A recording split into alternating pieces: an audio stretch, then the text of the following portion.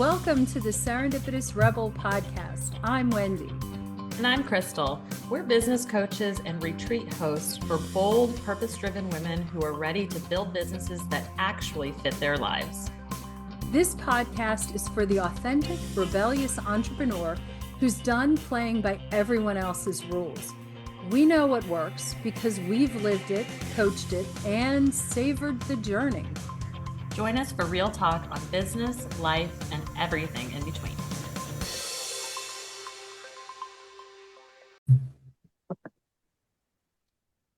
Hello, everybody, and welcome to this week's episode of Serendipitous Rebel Podcast. And I am here, I being Wendy, am here with Krystal. And we have, I think, a really good topic to talk about this week. And I will start off by saying this topic actually came up for the first time on the cruise. And the topic is disappointing others versus disappointing ourselves. And I really think of this as being the permission slip episode. And just a little background is one of the things we did at the retreat was go around and I guess be really vulnerable. And Krystal had said that one of the things that, and I don't remember exactly, and I probably should let you tell that because I'm not remembering exactly when you said this or what the question was that you were responding to, which shows you I'm trying to remember myself, actually. So I'm actually feeling better that I'm not the only one that can remember the moment. Okay. But your response had been that you have to feel comfortable with realizing that you can disappoint others if it means you don't have to disappoint yourself. So am I getting that right? Yes. So, I think is an absolute amazing topic to talk about because I think that this impacts all of us. It's so much easier to just be like, oh, well, I'll do that just because you don't want to disappoint someone else or whatever the scenario is. But you're really hurting yourself, disappointing yourself, not allowing, yourself to be in the forefront of your decisions. So how's that for a setup? I think it's perfect. I think the important thing to remember this before we dive into this conversation too is two things. I think that being okay with disappointing others is not equal to you get to be an asshole to others. I think it's a really important differentiator to make that when we say it's okay to disappoint others, I don't think that gives you carte blanche permission to be an asshole, right? I think that right. It's okay to say no, it's okay to disappoint others. And I want to set this up beforehand. And it's also okay to sometimes be an asshole if the situation warrants it, but that's not necessarily what we're saying here. And also that I think this comes about, especially if you are like, I am a self-diagnosed people pleaser. I know this about me. I want to take care of everybody. I want to be the one that has the answers and can show up and be supportive and do all of those things, right? And I think that when you grow up that way, hello, oldest daughter, most responsible one, I think that a lot of our listeners can resonate with that. You end up being the default go-to fixer, like in your family, and then that translates into your professional experience, and then that translates into like every other facet of your life, right?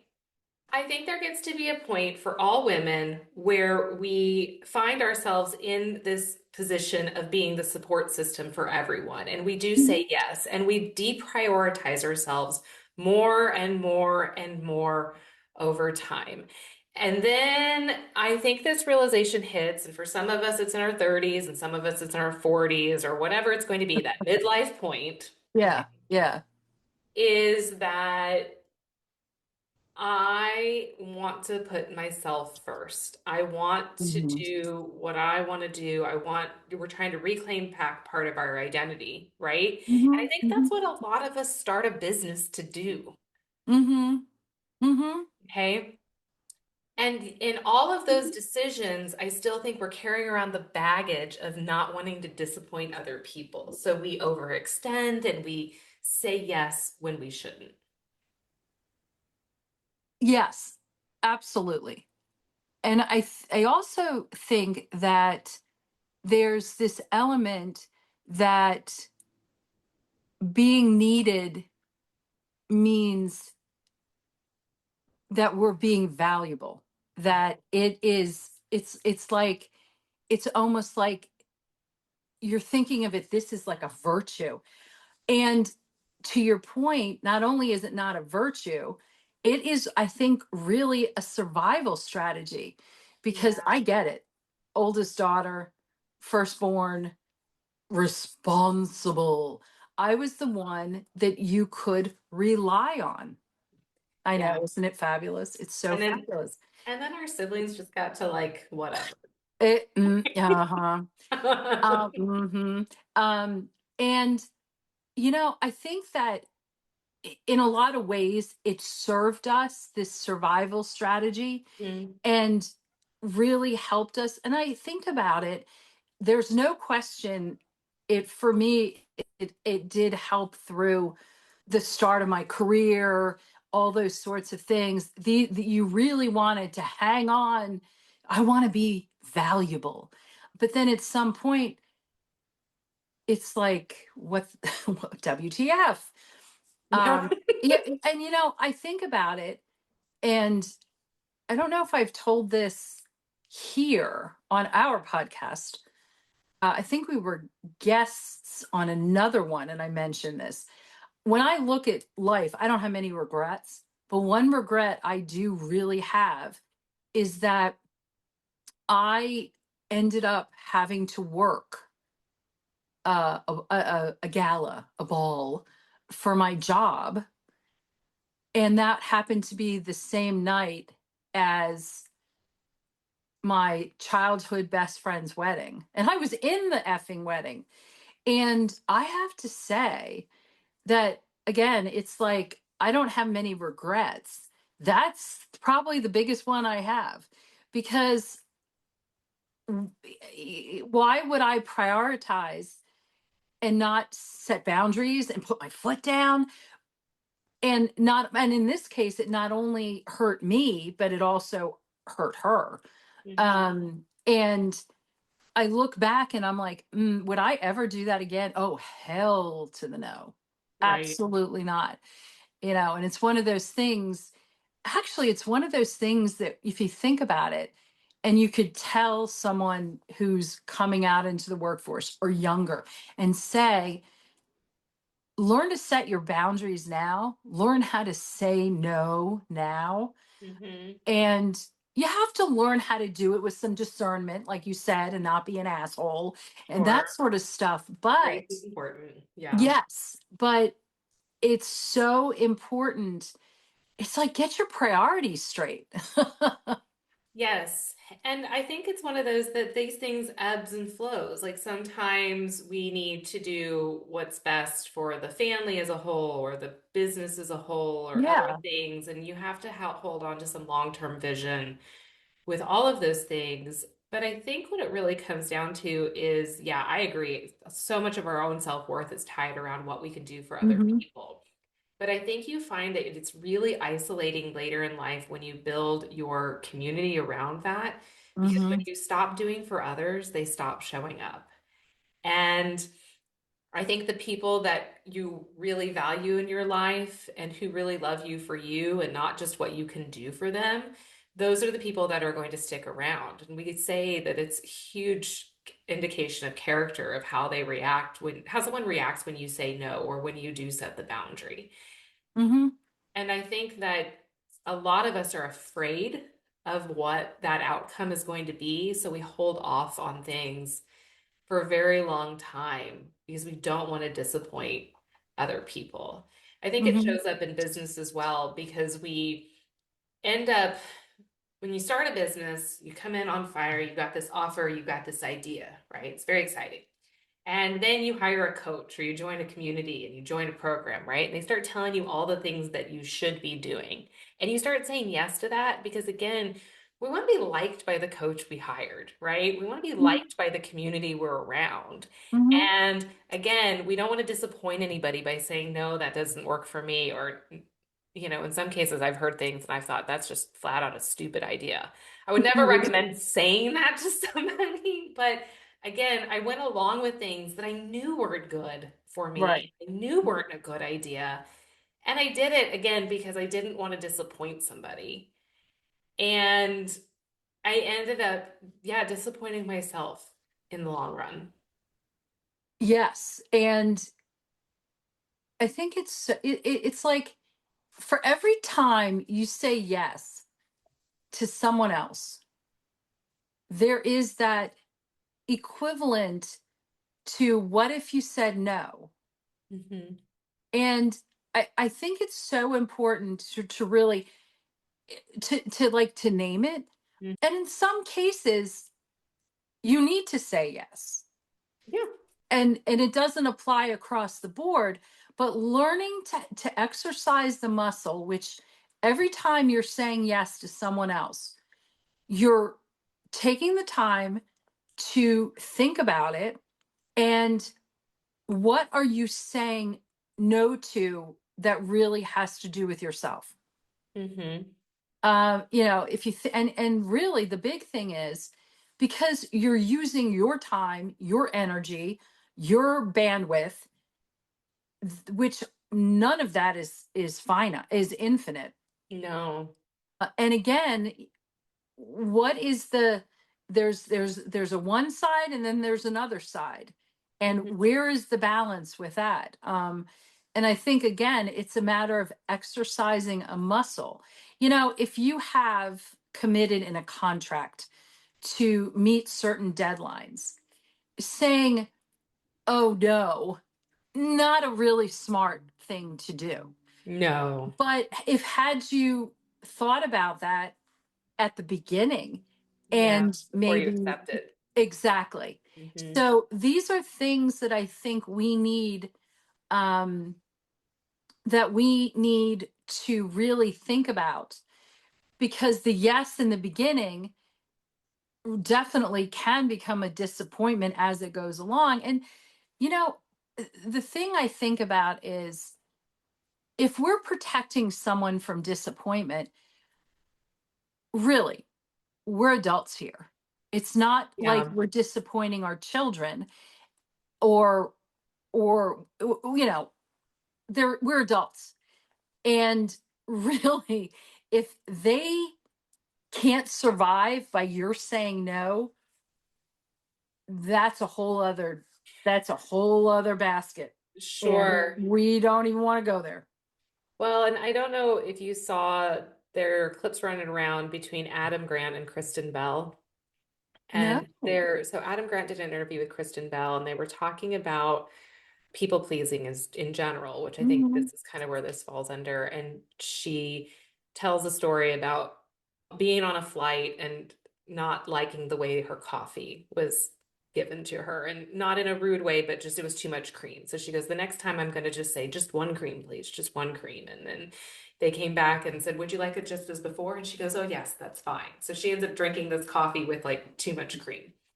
And he comes back and says, really, when you are an empath, which Mhm. we are, and Mhm. when you are in that mode, what it really comes down to is people pleasing. And in this case, I think it applies to the disappointing people, really has less to do with your ability, less to do with your need to please them and more with your inability to deal with any negative emotions that might come around that. And so it is kind of exercising that internal Mhm. muscle of Mhm. one, being able to deflect and not take on everybody else's Mhm. feelings and emotions about something, but Mhm. also at the same time getting comfortable with the discomfort of that. Does that Mhm. make sense? Oh, it makes complete sense. And a little discomfort in life is not a bad thing.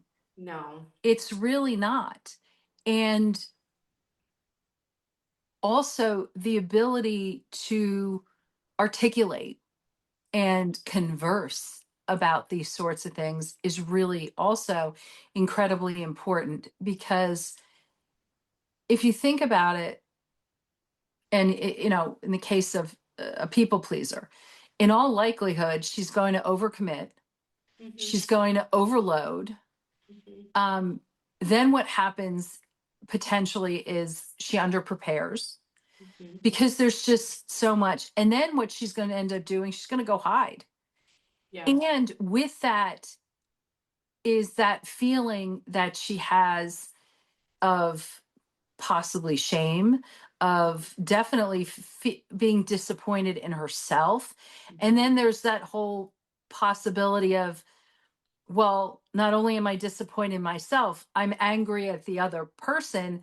And Yes. it really, I think, it's kind of a vicious cycle. And I think in a lot of ways it's really predictable. Yeah. Um, and I think, and yeah, it's, if we never learn to disappoint anyone but ourselves, this really is a vicious cycle.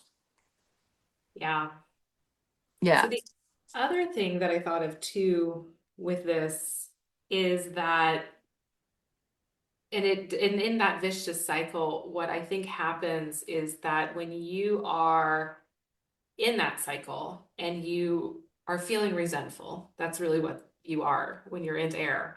When you see other people put up boundaries or do what they or prioritize themselves, you start getting resentful towards them as well. Mhm. And I think that's a pretty good indicator that maybe it's time to take stock internally of like what you love and what you like. And I'm kind of laughing because I'm looking at this. I'm wearing my Pilates social club shirt today. And I know I've told this story on this podcast before, and I know I've shared this with Wendy. Wendy was the one that got me into Pilates, but truly I watched her go do this and take this time every day to do Pilates and to row. And the first thing I thought was, well, that must be nice. Like, oh, that must be nice. The head bob and the eye roll. Yeah, with the Love head it. bob and the Love big eye it. roll, right? But then it was like, well, yeah, actually it is really freaking nice and you should do it too, you know? And that look had more to do with like, oh, that was a good internal indication to me of like, well, what is it that I'm actually feeling here? Well, insanely jealous that she's doing these things. And gosh, I really wish I could do that too. And then, oh, wait, why You can't can. I? Yeah. Yeah, I can. And now I do. Yep. And with the same unapologetic gusto that Wendy did and continues to do. And so I think that it's really powerful to learn to not disappoint other people in that regard and to learn how to prioritize yourself. Because, like in the case for you, you were this beautiful model for me of what I should also be doing for myself as well. And I think when we do that, it's that beautiful ripple effect that when we are brave enough to do what we need to do Mm-hmm. for ourselves, we are Mm-hmm. modeling that for others. Mm-hmm. And that's so incredibly important as well. And I also love the fact that I don't think I can remember any time where you've said to me, we really should schedule such and such or do such and such. Can you just skip rowing once? Well, But aside from the fact that I know exactly how that conversation would go, you're right, that never crossed my but mind. actually, see, but the thing is, my my inner temperature would have been like, oh, I really don't want to disappoint Krystal. Right. Oh, I could probably, I mean, on the one hand, I'd love to say I've been like, oh, well, seriously? But on the other No, hand, and I know that you yeah, would not have done that. yeah, And by the way, when I say I know how that conversation would have yeah, gone, she's right. She would have given it up yeah. and she would have shown up for me, by the way. And what a completely unfair ask of me as her partner and as somebody who knows her as well as I do and understands how important this is to give Sure. up such a priority. That would have been so shitty on my part. Well, but it's I think it's like, but it's all well, but you've never done that ever. No. And it's also now, of course, if it was like if we lived in the same town, it's like, well, can you drive me to the doctor's appointment on a spoon and not row? I've been, but of course I can. Well, I mean, and that's not to say we've not given up things like, oh, I was going to row that day, but we need to do a podcast recording, and so we're going to switch things. We are flexible. We're not insane. Exactly. But it's just I know it's we're like a little insane, but not in that regard. just a little. But yeah, I think it's really, yeah, I think it's so important. We and I think that what I hope we can people take away from this really is, I mean, you don't need us to give you permission. No. That is absolutely, and really, when you think about it, no one is going to come and tell you, you have the permission to put yourself first, except, well, we just did. And we really, it's just the whole point, I think, is that we all need to look and focus on ourselves. Yeah. So the thing is, and I was okay. So what if this week we all set out to see what it looks like to disappoint someone on purpose? Nothing, nothing big, something really small, something super low stake. And seeing and realizing, what's the survival rate? Yeah, I love so Wendy's son has this saying that he used to say to her all the time. He would go, "Mom, it's not that deep." And I have adopted it in like all facets of my life. I think if another PTO mom hears me say it's not that deep, they're gonna kick me off the PTO, but no, they're not. They're too desperate. But but I think, I do look at things at life, and I think it's incredibly important to hold the perspective. And that's one of my strengths, right? I think that's my number one strength, or it's a top 5 at least, is perspective. And that's part of the disappointing piece of it, is understanding that, yeah, they're going to be disappointed. Like, no, you said, no, I can't drive you to the doctor's appointment, maybe, or no, I can't volunteer for that to decorate the stage for the 2nd grade program, or no, I am not going to make dinner tonight. We're going to order pizza. Or no, I'm not going to order the pizza from the place that you want. I'm going to order from the place that I want. Whatever that is, the fallout, it's not that deep. And if it is, there's probably some really good like stock that you need to take in that relationship and in that area to figure out like why the nuclear meltdown over that. Yeah. That's probably an alignment question. And then the other side of it is, we talk a lot about square squads on this podcast. Who's on your square squad? Whose name, opinion really matters in this scenario? And for me, what came up on the cruise, now it's starting to come back to me, was this idea that I'm going to do what I'm going to do to build more joy in my life. And if that disappoints other people, or if they carry any judgment of that, I'm not going to carry that for them. And amen to that. Yeah, and part of that means we go on retreats, and we love every freaking minute of it. And part of that means that we do crazy things in our businesses, and we are very rigid about our schedules in certain ways around certain things, because we know what we're prioritizing in the moment. Yeah. And you only get one life. Yeah. I know that. Now that's deep. And it's really important to just always take stock. And sometimes it's hard as moms.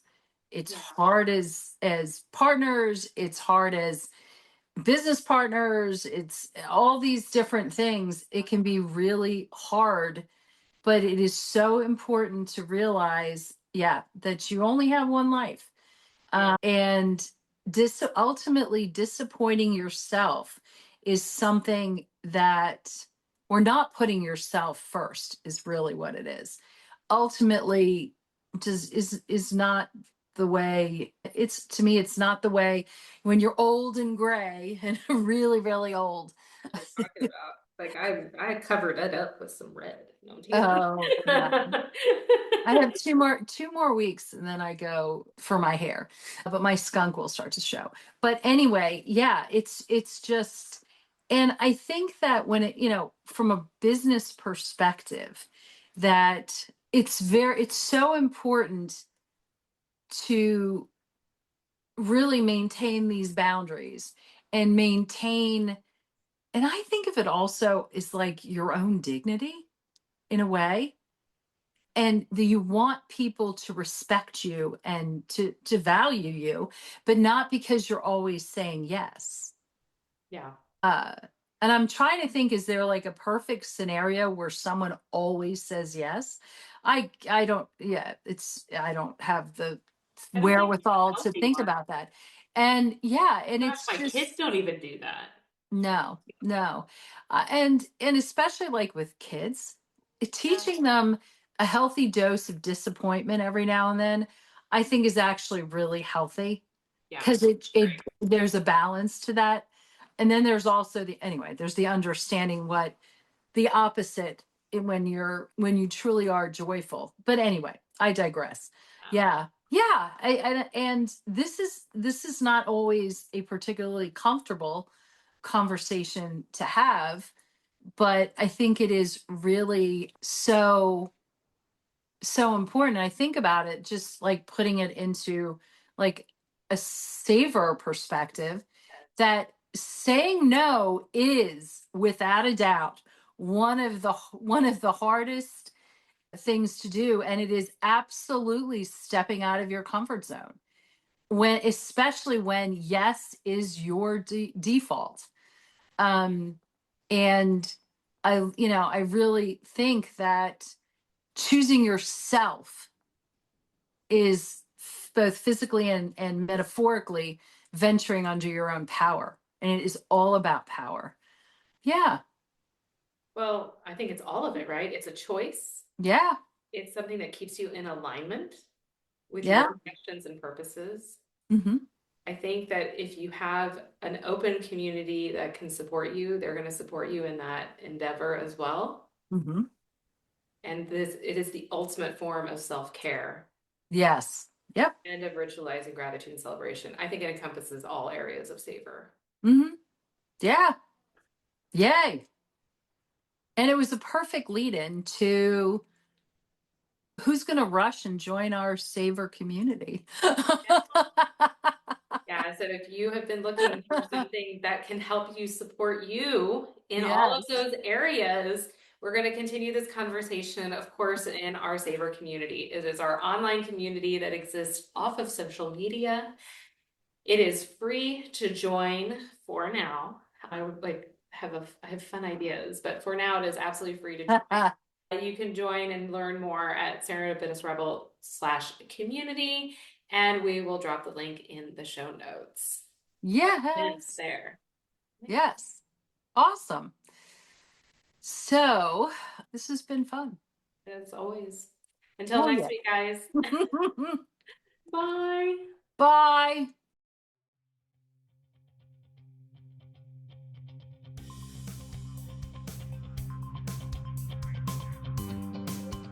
Thanks for listening. Be sure to subscribe and leave us a rating.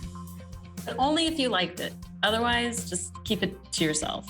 You can learn more about our upcoming masterminding opportunities on our website at serendipitousrebel.com. And if you have topics you'd like to hear about, be sure to submit them on our website or DM us on social media. Hey, see you next week. Bye. Bye.